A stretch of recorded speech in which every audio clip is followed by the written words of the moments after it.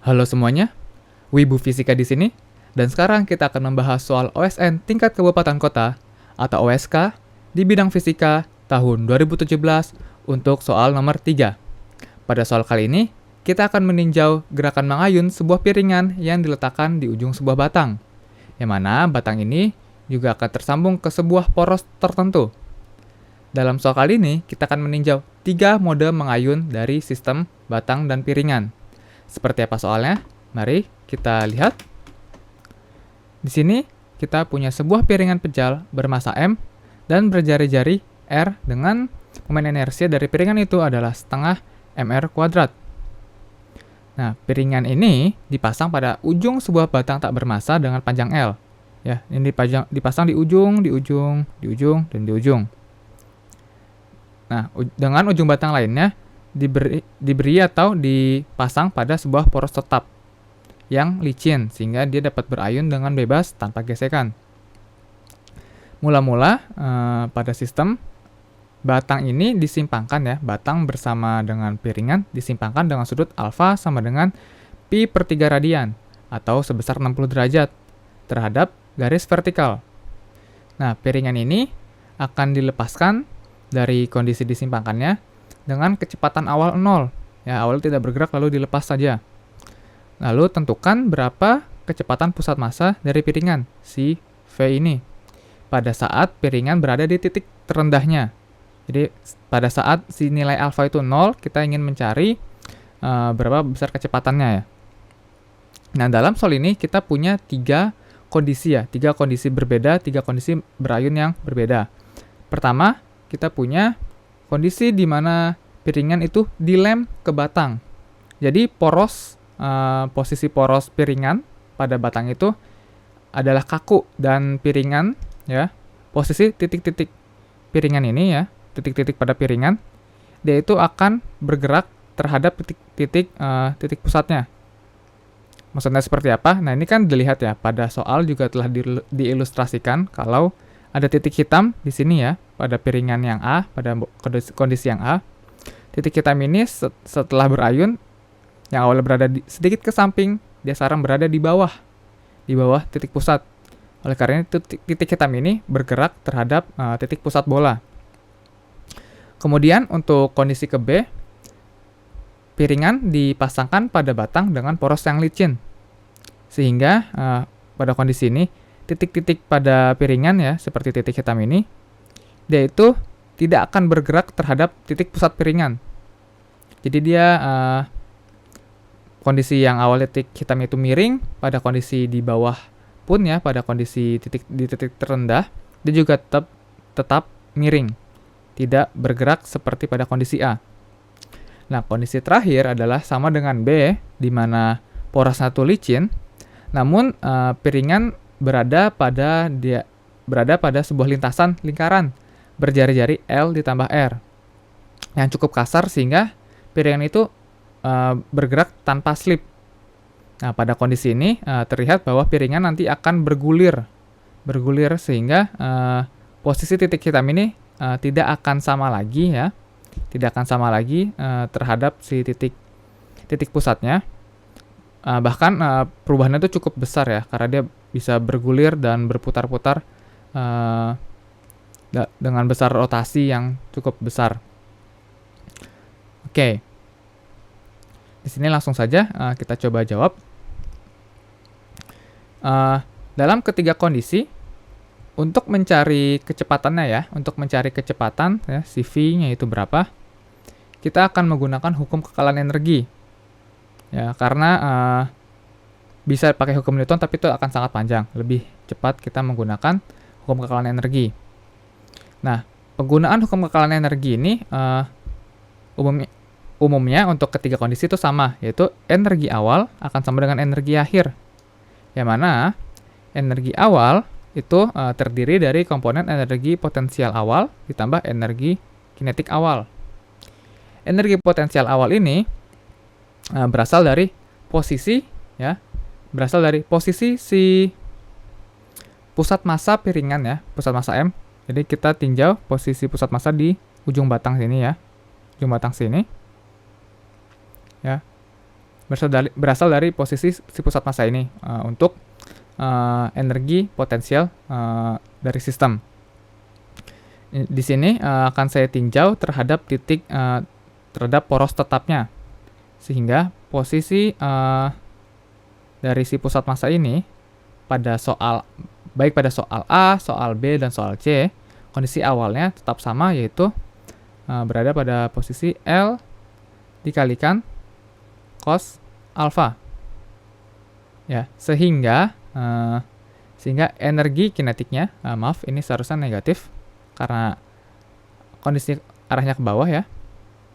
Nah, sehingga energi kinetiknya menjadi minus mg kali L cos alfa dengan energi kinetiknya yang 0 ditambah 0 ya, dan ini tidak saya tuliskan.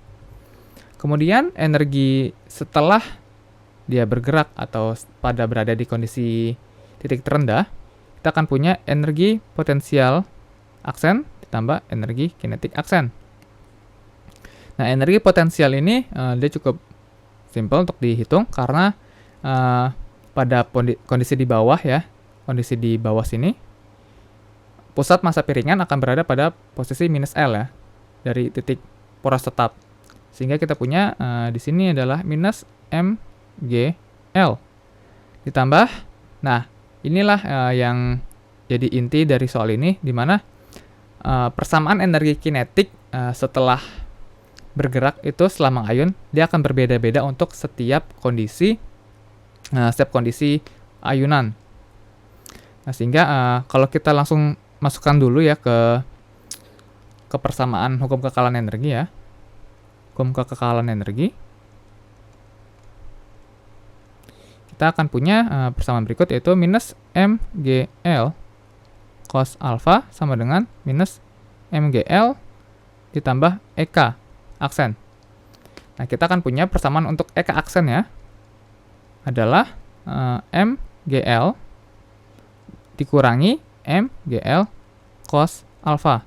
Saya bisa faktorkan mgl dari suku pertama dan suku kedua, sehingga kita punya mgl dikalikan 1 minus cos alpha, seperti ini. Nah, barulah kita akan menganalisis bentuk-bentuk energi kinetik yang dimiliki pada setiap kondisi soal. Nah, pada kondisi yang pertama, mari kita lihat gambarnya lagi. Karena si piringan itu dilem ya pada batang, dan jadi dia bergerak rotasi ya, tapi dia bergerak rotasi hanya pada poros tetapnya, hanya pada ujungnya saja. Dia tidak bergerak rotasi pada pusat massanya ya. Dia tidak bergerak seperti ini, dia hanya mengayun saja tanpa ada rotasi dengan pusat massanya itu sendiri. Ini ibarat ya, kalau saya ibaratkan pergerakan bumi dengan matahari. Kalau kita bayangkan poros tetap ini sebagai matahari, dan kita bayangkan si piringan ini sebagai bumi, pada kondisi poros tetap ini, bumi mengitari matahari, namun tidak berotasi. Jadi ada pergantian tahun, namun nggak ada pergantian hari. Ya. Nah, dan kalau pada kasus poros tetap, dia tuh seperti pada kondisi bumi biasa ya, di mana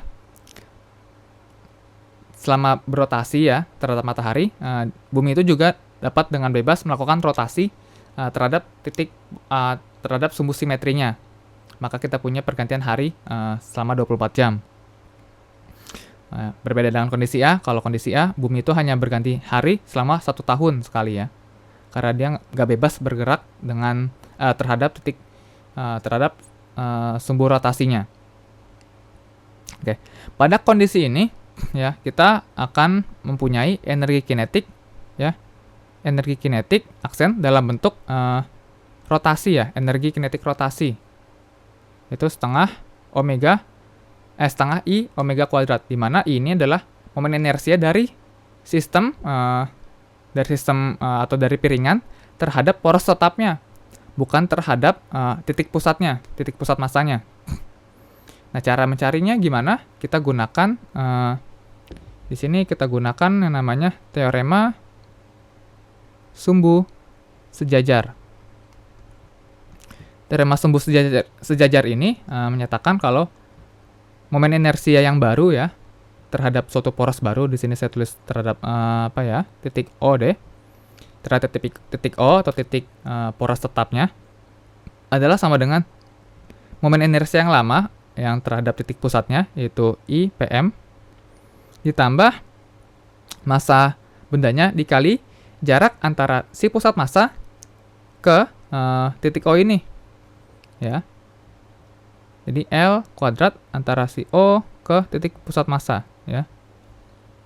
Pada kasus ini, besar jarak ini adalah L saja.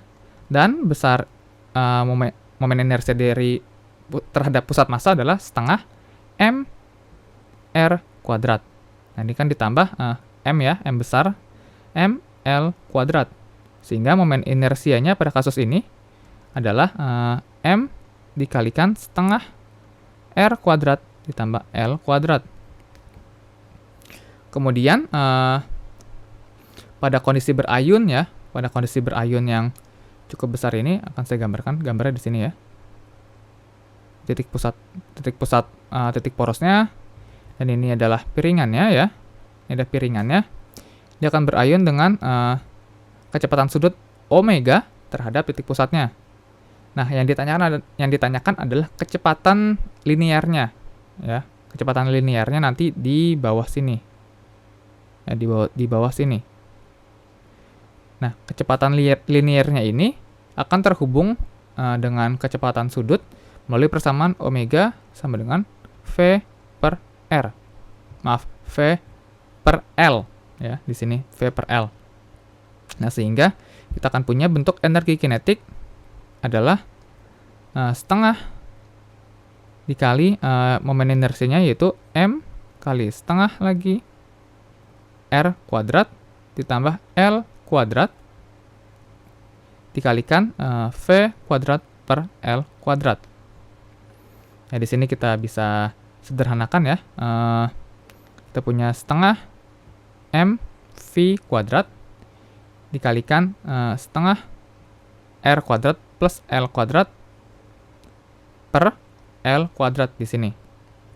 Ya, di sini kita bisa sederhanakan lebih jauh ya agar lebih enak dilihat.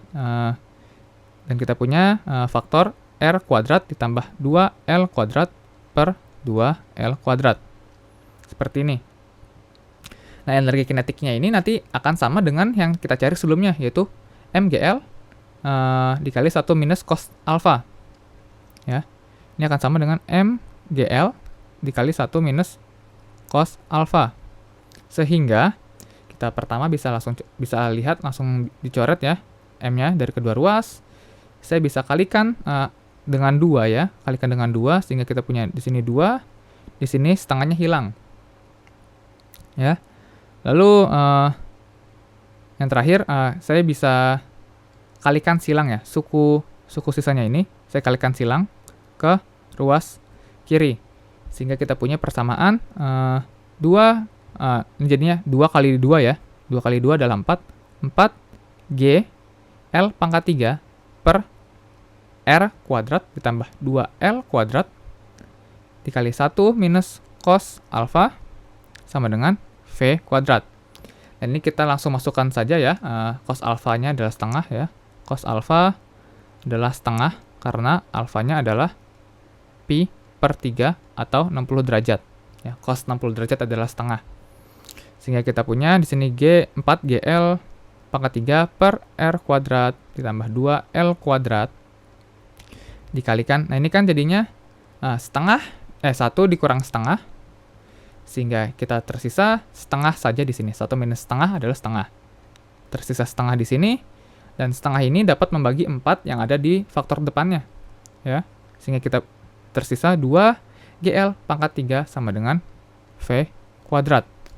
Nah, sudah, ini kita sudah dapat dan kita tinggal akarkan dan kita bisa pindahkan ya. Kita tukar ruasnya. Sehingga kita punya sini adalah akar ya dari 2GL pangkat 3 per R kuadrat ditambah 2L kuadrat. Dan ini adalah jawaban untuk soal yang pertama. Baik, langsung saja kita lanjut ke kondisi kedua, yang mana pada kondisi ini piringan ditempelkan ke batang dengan poros yang licin. Nah, seperti yang sudah saya jelaskan sebelumnya, pada kondisi ini titik-titik atau kita lihat titik hitam ya pada piringan ini, selama dia berayun dia itu tidak berubah, dia tidak bergerak terhadap titik pusatnya. Nah, oleh karena itu kita bisa saja menganggap si piringan ini sebagai massa titik ya. Jadi si batang ini ditempelkan massa titik bermassa M besar ya pada ujungnya. Maka ini saya bisa reduksi ya, saya bisa gambarkan ini porosnya, poros O, dan ini batangnya sepanjang L, dan di sini terdapat massa ya, massa M titik saja. Tidak perlu kita perhitungkan bentuk dari piringannya. Nah, pada kondisi ini dia juga bergerak secara rotasi ya. Jadi kita akan punya energi kinetiknya yang aksen berasal dari faktor rotasi I omega kuadrat. Namun berbeda di sini, momen inersianya si I-nya ini hanyalah momen inersia dari massa titik saja, yaitu mL kuadrat. Jadi momen inersia massa titik terhadap titik pusat rotasinya. Titik pusat rotasinya apa? Itu titik O ini. Nah, dan juga seperti sebelumnya, si piringan ya atau massa titik ini akan bergerak berotasi ya bersama dengan batang dengan kecepatan sudut omega. Karena yang ditanya adalah kecepatan linearnya, ya kecepatan linearnya, maka kita akan punya hubungan antara omega dengan V, yaitu sebagai berikut, yaitu omega adalah V per L besar. Maka energi kinetiknya dapat kita cari, yaitu mL kuadrat dikali V kuadrat per L kuadrat. Dan ternyata di sini energi kinetiknya tereduksi menjadi energi kinetik linear ya, tanpa rotasi. Nah, ini soalnya akan menjadi lebih mudah karena sama seperti sebelumnya, energi kinetik ini akan sama dengan delta atau perubahan energi potensial, yaitu mgl dikali 1 minus cos theta. Nah, mgl dikali 1 minus cos theta, cos alpha, maaf. Nah, di sini kita bisa langsung substitusikan lagi cos alfanya ya. Dari soal sebelumnya kita tahu kalau faktor ini jadinya setengah ya, sehingga kita akan punya setengah mgl sama dengan setengah mv kuadrat. Setengahnya bisa saya coret ya satu sama lain, dan m-nya juga bisa saya coret, sehingga menyisakan gl sama dengan v kuadrat. Nah, kita akarkan. Setelah menukar kedua ruas, kita dapat kecepatan linearnya setelah piringan berayun pada kondisi piringan berada di titik terendah adalah akar GL untuk kondisi kedua. Oke. Nah, untuk soal terakhir ya, lanjut soal terakhir. Di sini kita harus memperhatikan bentuk dari piringan lagi ya. Karena pada kondisi ini si piringan akan bergerak bergulir atau menggelinding pada trek lingkaran ya.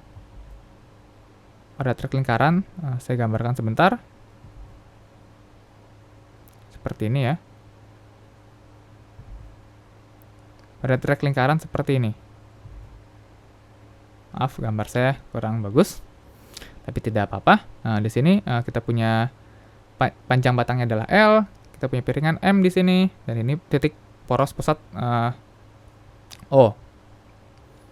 Nah, kita lihat lagi gambaran di atas ya, biar lebih jelas.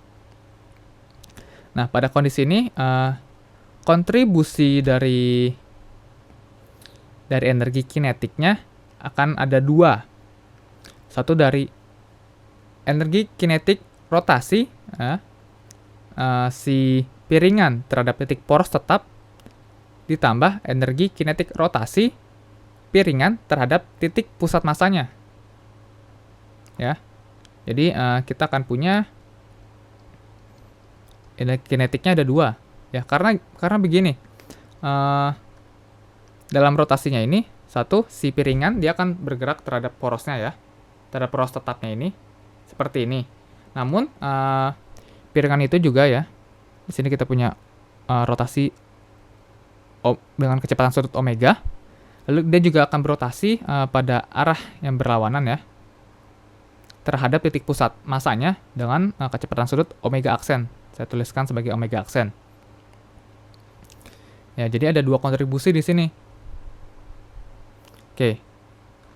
Nah, jadi ada satu adalah energi kinetiknya adalah setengah I kali omega kuadrat ditambah setengah I aksen omega aksen kuadrat. Ya.